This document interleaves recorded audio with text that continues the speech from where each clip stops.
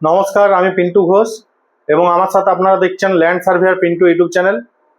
আজ আমি যে টপিকটা নিয়ে আলোচনা করব সেটা হলো কোনো একজন ব্যক্তি মারা যাওয়ার পর যদি তার ওয়ারিসদের মধ্যে সম্পত্তির মধ্যে বন্টন হয়, সেই সময় যদি কোনো ওয়ারিস সেই বন্টন করতে অসম্মতি প্রকাশ করে বা বন্টনে বাধা সৃষ্টি করে, তাহলে সেক্ষেত্রে আপনার করণীয় কি?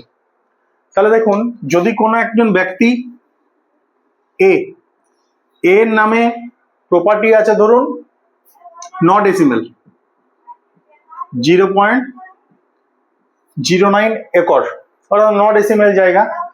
9 ডেসিমেল জায়গা, তিনজন ওয়ারিসান আছেন এর, সেই ওয়ারিসানরা হলেন বি, সি এবং ডি। তাহলে এই 9 ডেসিমেল জায়গা তিনজন এর তিনজন ওয়ারিসান বি, সি, ডি এর মধ্যে সমানভাবে বন্টন হবে। সেই বন্টনের ধরুন যে ডি আছে সে বন্টন করতে রাজি নয়, কিন্তু বি এবং সি দুজনেই সে বন্টনে রাজি আছে। সেই প্লটটা ধরুন এইরকম আছে। তাহলে প্লটটা 9 ডেসিমেল জায়গা তিনজনের মধ্যে যদি সমভাবে বন্টন হয়, তাহলে প্রত্যেকে 3 ডেসিমেল করে জায়গা পাবে। সেই 3 ডেসিমেল জায়গা এরকম ভাবে হতে পারে, আবার এরকম ভাবে হতে পারে, কন্ডিশন ওয়াইজ সেটা বিভাজন নিজেদের মধ্যে সেটা করবে। সেটার জন্য বি এবং সি দুজন রাজি আছে, ডি বন্টন করতেও রাজি নয়, বন্টন হলে সেটা মেনে নিতেও রাজি নয়। তাহলে পৈতৃক সম্পত্তি যখন ওয়ারিশ সূত্রে বন্টন হবে, সেই মুহূর্তে সবার সম্মতিটা খুবই প্রয়োজন। এখন বি এবং সি যদি এরকম ভাবে বন্টন করে নেয়, এটা বি নিয়ে নিল, এটা সি নিয়ে নিল, ডি কে দিয়ে দিল, দুজনে রাজি হয়ে গেল, কিন্তু ডি রাজি হলো না, তাহলে এই বন্টনটা কিন্তু গ্রহণযোগ্য হলো না। তাহলে সেই ক্ষেত্রে আপনারা কি করবেন? সে বন্টন করতেও রাজি নয়, আর বন্টন যখন করা হচ্ছে সেই সিদ্ধান্তটা মেনে নিতেও রাজি নয়। তাহলে সেক্ষেত্রে আপনাকে তখন একটা সিভিল কোর্টে পার্টিশন স্যুট করতে হবে। পার্টিশন স্যুট মামলা করলে সেক্ষেত্রে আপনার এটা বিভাজন কিভাবে হবে সেটা জেনে রাখুন। যখন আপনি সিভিল কোর্টে পার্টিশন স্যুট মামলা করবেন, সেক্ষেত্রে আপনার ওইখানে দু ধরনের ডিগ্রি হবে, প্রথমে প্রাইমারি ডিগ্রি, তারপরে ফাইনাল ডিগ্রি। তো এই মামলাটা যখন করা হয় তখন আপনার কি কি ডকুমেন্টস লাগবে, কি কি ডকুমেন্টস নিয়ে আপনাকে ওখানে মামলা করতে যেতে হবে সিভিল কোর্টে? প্রথমে লাগবে আপনার সংশ্লিষ্ট যে প্লটটা আছে সেই প্লটের ডিড। এই ডিডটা ম্যান্ডেটরি নয়। যদি জায়গাটা রেকর্ডভুক্ত জায়গা হয়ে থাকে, সেক্ষেত্রে আপনি রেকর্ডভুক্ত জায়গা মিনস এই যে মারা গেছেন এ, যার জায়গাটা 3 ওয়ারিসের মধ্যে ভাগ হবে, সেই এর নামে যদি জায়গাটা রেকর্ডভুক্ত থাকে যে 9 ডেসিমেল উক্ত প্লটটা, তাহলে ডিডটা যদি থাকে, ডিড আপনি ওখানে দিতে পারেন, না দিলেও চলবে, ম্যান্ডেটরি ডকুমেন্টস এটা নয়। কিন্তু ম্যান্ডেটরি ডকুমেন্টস কি কি থাকছে? ROR copy. ROR copy means পর্চা। পর্চাতে ওই জায়গাটা এর নামে রেকর্ডভুক্ত যদি থাকে, তাহলে পর্চাটা সাবমিট করলেও চলবে, ডিড না থাকলেও চলবে, নো প্রবলেম। কিন্তু জায়গাটা যদি রেকর্ডভুক্ত না থাকে, সেক্ষেত্রে আপনাকে ডিডটা ম্যান্ডেটরি, তখন ডিডটা আপনাকে সাবমিট করতেই হবে। 3 নম্বর ডকুমেন্টস হচ্ছে একটা লিগেল হেয়ার। একটা লিগেল হেয়ার আপনাকে দিতে হবে। লিগেল হেয়ারটা পুরোপুরি ভাবে যেন বৈধ হয়, কোনো ওয়ারিসেন যেন এই লিগেল হেয়ার থেকে বাদ না পড়ে। সাথে লাগবে আপনার 4 number documents KYC documents. KYC documents means Aadhaar, voter, এগুলোর মধ্যে রেশন কার্ড যে কোনো একটা দিলেই হবে। আধার ভোটারটা মেন, আধার ভোটারের মধ্যে যে কোনো একটা ডকুমেন্টস আপনাকে সেখানে নিয়ে যেতে হবে। এই 4টা ডকুমেন্টস বা 1 নম্বর ডকুমেন্টসটা বাদ দিয়ে এই 3টা ডকুমেন্টস আপনাকে সিভিল কোর্টে গিয়ে পার্টিশন স্যুট মামলা দায়ের করতে হবে কোন একজন আইনজীবীর মাধ্যমে। এগুলো গেল আপনার যখন আপনি সিভিল কোর্টে কেস করছেন। এছাড়াও যদি আপনার এই যে উক্ত 9 ডেসিমেল জায়গা আছে, সেটা যদি BCD এর যিনি মেন জায়গাটার যিনি মালিক আছেন আর কি, মানে এর নামে যদি জায়গাটা কেনা থাকে, কেনা জায়গা যদি মিউটেশন করতে যাওয়া হয় আপনার নিকটবর্তী BLR অফিসে, সেক্ষেত্রে কিন্তু আপনার এখানে কে কোন জায়গা দখলে আছে সেটা দেখার প্রয়োজন নাই। পুরো প্লটটা 9 ডেসিমেল জায়গা আপনাদের পুরোপুরি দখলে আছে না নাই সেই জিনিসটা শুধুমাত্র ওখানে যদি থাকেন আপনারা, তাহলে আপনারা ওখানে গিয়ে জায়গাটা সরাসরি ভাবে আপনারা রেকর্ড করতে পারবেন। একটা লিগেল হেয়ার বার করতে হয়, লিগেল হেয়ার দিয়ে উক্ত দলিল নিয়ে আপনি যখন BLR অফিসে যাবেন সেখানে মিউটেশন হয়ে যাবে।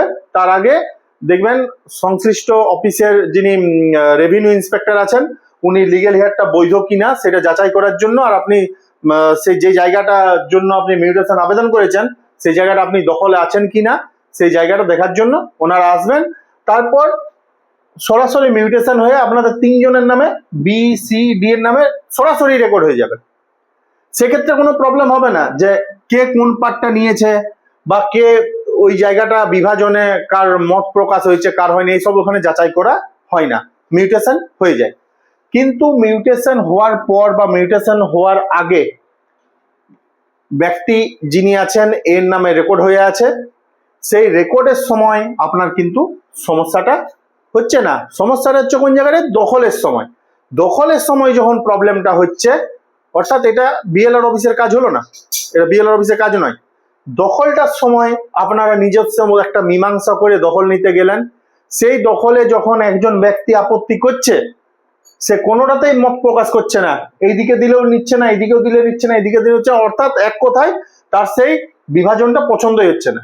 সেই ক্ষেত্রে আমি যে গল্পটা বলছি সিভিল কোর্টে পার্টিশন স্যুটের ব্যাপারটা, সেখানে গিয়ে অ্যাপ্লিকেবল হবে।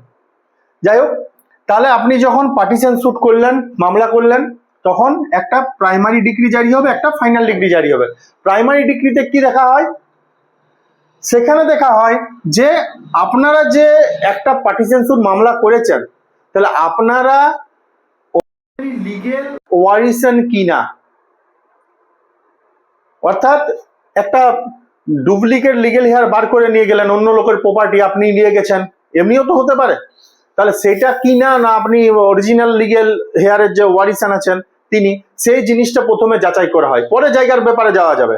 প্রথমে চেক করা হয় আপনি, অর্থাৎ BCD কেউ একজন মামলা করেছে বা দুজন মামলা করেছে, একজন মামলা করলেও কোনো প্রবলেম নাই, তাহলে প্রথমে চেক করা হয় যে এর লিগেল ওয়ারিশ বি কিনা, বা এর লিগেল ওয়ারিশ BCD, এই তিনজনই লিগেল ওয়ারিশ কিনা, এইটা প্রথমে প্রাইমারি ডিগ্রিতে চেক করে নেওয়া হয়।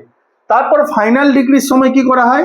একটা কমিটি গঠন করা হয়, কোর্ট থেকে একটা কমিটি গঠন করা হয় এবং সরজমিনে সেখানে যাওয়া হয়। সেখানে যাওয়ার পর BCD তিনজনকে সেখানে ডাকা হবে। যখন নিজেদের মধ্যে মীমাংসা করা হয় তখন D না গেলেও কোর্ট থেকে যখন কমিটি গঠন করে আপনার সরজমিনে পাঠানো হয়, সেই মুহূর্তে D যেতে বাধ্য। তারপর ওনারা সেই জায়গার পরিস্থিতি অনুযায়ী হয় এরকম ভাবে পার্টিশনে ভাগ করবেন বা এরকম ভাবে পার্টিশনে ভাগ করবেন, সেটা সরজমিনে গিয়ে রাস্তা জায়গার পজিশন দেখে নিয়ে ঠিক করা হয়। এবার এটা ভাগ করে দেওয়ার পরে ওনারা তার বলবেন না B তুমি এখানে নাও, C তুমি এখানে নাও, D তুমি এখানে নাও, এরকম ভাবে বলবেন না। তাহলে এমন হতে পারে B কে এখানে দিচ্ছে, B এখানে নিতে চাইছে, আবার D এখানে নিতে চাইছে, হতেই পারে। তাহলে এই নিয়ে একটা দ্বন্দ্ব সৃষ্টি হয়। এবার এমন হতে পারলে এই জায়গাটাতে B ও বলছে আমি নেবো, C ও বলছে আমি এখানে নেবো, তাহলে সেক্ষেত্রে তখন একটা লটারি টাইপের সিস্টেম করা হয়। কাগজের মধ্যে BCD জায়গাগুলো প্লটগুলোর নাম্বার দিয়ে দিল, 1 নম্বর মানে প্লটের যে অংশগুলো আছে 1 2 3 নাম দিয়ে দেওয়া হলো, 1 2 3 কাগজে মুড়ে ফেলে দেওয়া হলো, তিনজনকে বলা হলো তুমি তিনজন উঠিয়ে নাও। তাতে সেক্ষেত্রে দেখা গেল এখানে পেয়ে গেল C, এখানে পেয়ে গেল B, এখানে পেয়ে গেল D। যে যেখানে পেল সেই জায়গাটা তারা তখন কোর্টের নির্দেশ অনুযায়ী মেনে নিতে বাধ্য হবেন। এবারে আপনারা ভাববেন D সেক্ষেত্রে ওইটা মানলো না, তারপরে সে বলবো আমি উচ্চ আদালতে যাব, কোনো প্রবলেম নাই। এখানে যেটা পার্টিশন স্যুটের যে রায়টা দেওয়া হয়েছে সেই রায়টাই 99% চান্স থাকে বহাল থাকার, তাতে সে যেখানেই যাক না কেন, এইটাই ম্যাক্সিমাম ক্ষেত্রে বোঝাই থাকে। ঠিক আছে, তাহলে এইভাবে যদি কোনো একজন ওয়ারিশ কোন একটা জায়গা যখন নিজেদের মধ্যে আপোষ বন্টন হবে, সেই সময় যদি নিজেদের মধ্যে বন্টনে বাধা সৃষ্টি করে বা ওখানে গায়ের জোর দেখানোর চেষ্টা করে, সেক্ষেত্রে আমাদের সিভিল কোর্টে পার্টিশন স্যুট মামলা করলে জায়গাটা সঠিকভাবে এরকম ভাবে বিভাজন হয়ে যায়। ঠিক আছে, ধন্যবাদ।